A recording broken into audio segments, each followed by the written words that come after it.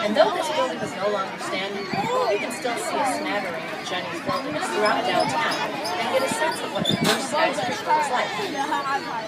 You might also know that Chicago was home to the world's first Ferris wheel, originally called Chicago Wheel, and the star of our famous World's Fair of 1893. But did you know that Chicago also invented the soap opera?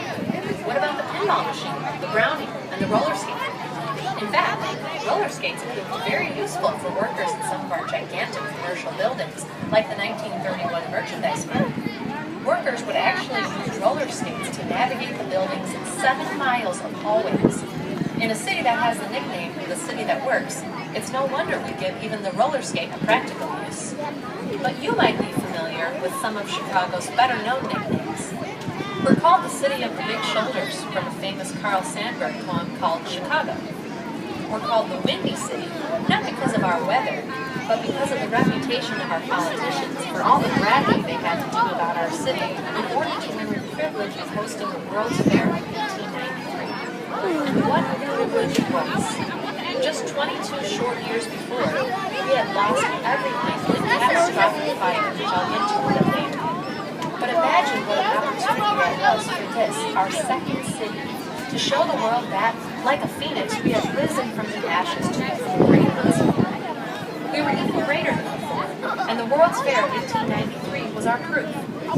Daniel Burnham, a famous 20th century architect, directed the fair, and he used it to showcase his idea of the way a perfect city should look like. He called this main part of the fair the White City, and it was a stunning experience for the 26 million people who eagerly boarded trains and ships just to make the trip to be a part of it all.